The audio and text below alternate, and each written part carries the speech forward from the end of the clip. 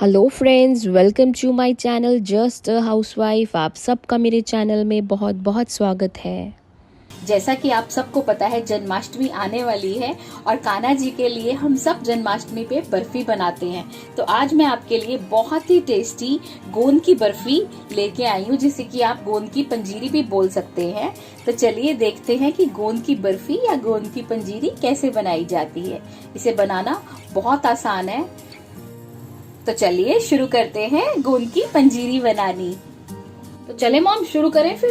क्या बना रहे हो आप? आज मैं गोंद की पंजीरी बना रही हूँ। उसको गोंद की पंजीरी भी कहते हैं, गोंद की बर्फी भी कहते हैं। और ये जन्माष्टमी के त्योहार पे जरूर बनाई जाती है और ये सभी घरों में बनती है। कृष्ण जी को ये बहुत पसंद है और ये भारत के हर घर में बनती है। जन्माष्टमी के कृष्ण जी के जन्मदिन के उपलक्ष्य में और घर घर में बनाई जाती है। तो फिर मॉम क्या क्या लिया है आपने आज? मैंने उसके लिए लिया है पक्का नारियल, उसको मैंने कद्दूकस कर लिया है। बादाम लिए हैं, ठीक है, उसको मैंने कट कर लिए हैं। देखिए, तो बादाम हम छोटे बड़े मम्मा जैसे मर्जी काट सकते हैं। हाँ, कैसे भी काट सकते हो। ठीक है। और ये मैंने एक बाउल लिया गोंद और ये एक खरबूजे की गिरी है। ओके। और गोंद को तलने के लिए मैंने लिया है ये एक बाउल घी, तकरीबन ये 100 ग्राम होगा। फिर मॉम कढ़ाई तो ले ली है, अब क्या करेंगे? हाँ, देखिए मैं इसमें घी डाल रही हूँ। हमें गोंद तलने के लिए हमें घी चाहिए। शुरू में 2 मिनट घी को मेल्ट करने के लिए हाई फ्लेम पे रखना है और फिर हम इसे कम कर देंगे मॉम। हाँ, कम कर। ठीक है।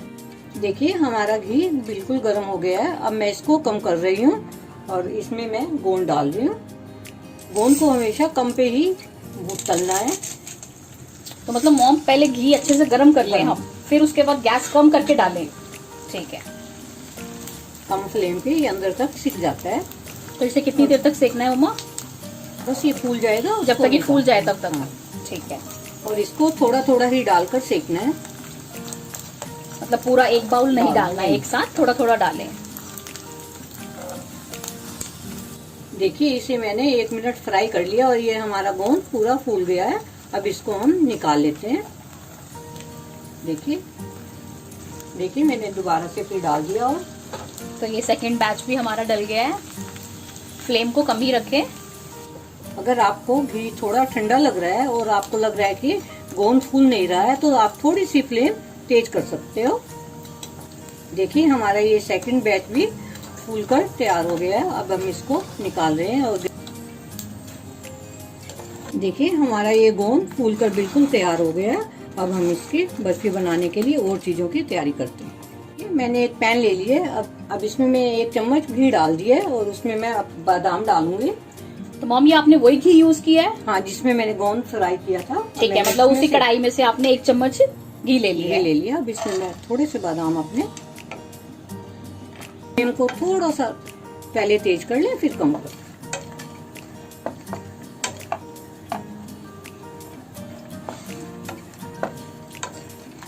कितनी देर करेंगे मॉमी ने फ्राई? बस हल्का सा कलर चेंज हो जाए, 2 मिनट समझ लीजिए। थोड़ी इसकी नमी खत्म हो जाएगी। तो ठीक है, तो इसका मॉइस्चर निकलने तक हमें 2 मिनट के लिए इसे हल्का सा रोस्ट करना है। देखिए हमारे बादाम भून गए हैं और इसमें से हल्की भीनी भीनी खुशबू आने लग गई है और ये बिल्कुल तैयार है निकालने के लिए। अब मैं इनको एक प्लेट में निकाल रही हूँ। मैं उसी पैन में 1 चम्मच घी और डाल रही हूँ कढ़ाई में से। उसमें हम ये अपनी खरबूजे की गिरी हल्की सी रोस्ट करेंगे। जब ये फूल जाएंगी तब हम गैस को बंद कर देंगे। तो फ्लेम हमें कमी रखनी है मॉम अभी? ठीक है। तो हमें फालतू घी लेने की जरूरत नहीं है। हमें जो घी शुरू में लिया था उसी में हम थोड़ा थोड़ा लेते रहेंगे और बनाते रहेंगे। ठीक है। देखिए हमारी ये खरबूजे की गिरी फूल गई है और इसमें से आवाज आने लग गई है। अब हम गैस को ऑफ कर देंगे और हल्का सा चलाते रहेंगे। देखिए अब ये निकालने के लिए बिल्कुल रेडी है। अब मैं इसको एक प्लेट में निकाल रही हूँ। देखिए मैं उसी प्लेट में अब इनको निकाल रही हूँ। मेरा गोंद भी तैयार हो गया, बादाम भी तैयार हो गए। अब इसके बाद मैं अपना नारियल तैयार करूंगी। ये तीनों चीज तैयार हैं, खरबूजे की गिरी, बादाम और गोंद मैंने तल कर रख लिया है। अब हम नारियल को थोड़ा सा रोस्ट करेंगे। उसको बिना घी के ही करना है हमने। देखिए मेरा वही सेम पैन है।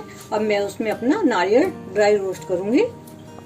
इसमें हमें घी नहीं डालना है क्योंकि इसमें ऑलरेडी घी होता है। हल्का सा इसको हल्का सा ब्राउन करना है। कितनी देर के लिए करना है मॉम? हल्का सा अपने आप पता चल जाएगा कि ये ब्राउन हो गया। ठीक है, मतलब मान ले कि 1 मिनट, 1 से 1.5 मिनट के लिए। 1 से 1.5 मिनट। देखिए फ्लेम को कम ही रखना है हमें और हल्का हल्का चलाते रहना है। इसमें 1 से 1.5-2 मिनट लग जाते हैं। वो तो हमारी क्वांटिटी पे वो है कि कम ज्यादा हो तो टाइम ज्यादा भी लग सकता है। अगर कम होगा तो हमें टाइम कम लगेगा। देखिए हमारा ये भूनकर तैयार हो गया है। अब ये थोड़ा सा ड्राई हो गया है। अब हम गैस को ऑफ कर देंगे और हल्का सा चलाते रहेंगे। देखिए मैंने नारियल भी उसी प्लेट में निकाल लिया है। चलिए हम अब आगे बढ़ते हैं। देखिए अब हमने क्या करना है। मैंने वही पैन ले लिया। अब उसमें मैं 1 चम्मच घी डालूंगी।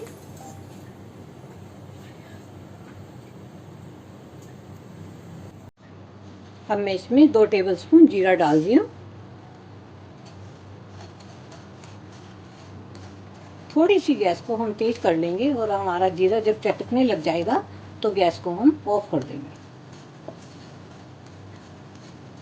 इस पंजीरी में जीरा जरूर डलता है। देखिए हमारे जीरे में से आवाज आने लग गई है और ये हमारा जीरा फूल कर तैयार हो गया। अब हम अपनी गैस को ऑफ कर देंगे और इसको हल्का हल्का चलाते रहेंगे। कि अब मैं अपना ये जीरा निकाल रही हूँ। एक बिल्कुल साफ कढ़ाई ले ली। अब मैं इसमें पंजीरी बनाने के लिए चाशनी बनाऊंगी। चलिए हम चाशनी बनाना शुरू करते हैं। ये तो यहाँ पे मैंने एक कढ़ाई ले ली है और उसमें मैंने 400 ग्राम चीनी ऐड की है। यहाँ पे हमें 1 तार की चाशनी बनानी है और अब मैं साथ ही साथ ऐड कर रही हूँ आधा ग्लास पानी, यानी हाफ ग्लास ऑफ वाटर। और हम यहाँ पे 1 तार की चाशनी बनाएंगे। जैसे ही 1 तार की चाशनी हमारी बन जाएगी तुरंत ही हम गैस को बंद कर देंगे। देखिए मैंने इसमें 400 ग्राम चीनी ले ली है और इसमें मैंने आधा गिलास पानी डाला है। अब हम इसको लगातार चलाते रहेंगे। देखिए हमारी चाशनी बन गई है। अभी इसको टाइम लगेगा थोड़ा। आप बीच बीच में चेक करते रहिए। तो मॉम करीबन कितनी देर तक हमें इसे मतलब पकाना है? हमें जब इसकी थोड़ी सी गाढ़ी हो जाएगी और चाशनी थोड़ी सी गाढ़ी हो जाए तब तक। हाँ और इसकी तार बनने लग जाए तो इसको हम तैयार कर देंगे। आप बीच बीच में ऐसे उठा के देखते रहिए। देखिए हमारी चाशनी बन गई है और इसे बनाने में मुझे 4 से 5 मिनट लग गए। अब हाँ देखिए ये हमारी तार बन गई है। तो हमें 1 तार की तैयार करनी है मॉम? 1 से 1.5। अब मैंने गैस ऑफ कर दिया और इसमें मैं अपना सारा मटेरियल डाल लूंगी और फिर इसको एक प्लेट के अंदर जमा।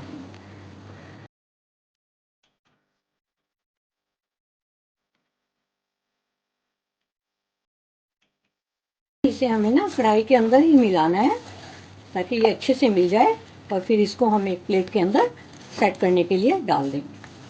प्लेट के अंदर घी लगा के रख लिया जिसमें हमें इसको सेट करना है। ये सारा सामान प्लेट में निकाल लिया और एक कटोरी ली है उसके ऊपर मैंने घी लगा लिया। उससे हम इसको प्रेस करेंगे। देखिए ऐसे प्रेस करिए।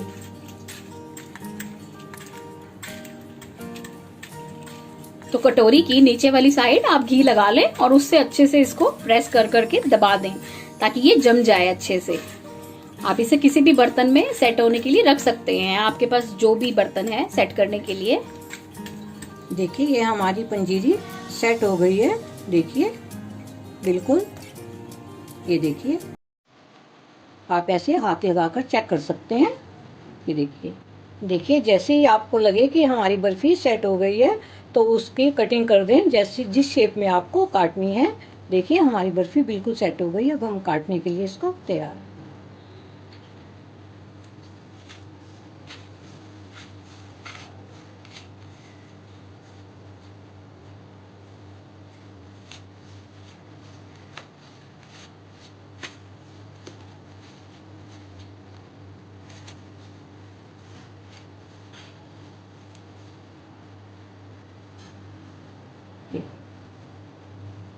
अब मैं यहाँ आपको एक बात बताना चाहूँगी।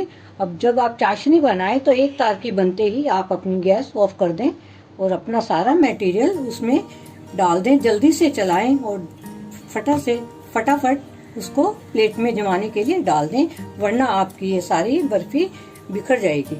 तो मॉम का यहाँ कहने का मतलब ये है फ्रेंड्स कि जैसे ही आपको लगे कि एक तार की चाशनी आपकी तैयार हो गई है, तुरंत ही गैस को बंद कर दें और सारा जितना भी ये सामान है ड्राई फ्रूट उसमें डाल लें और उसको मिला दें।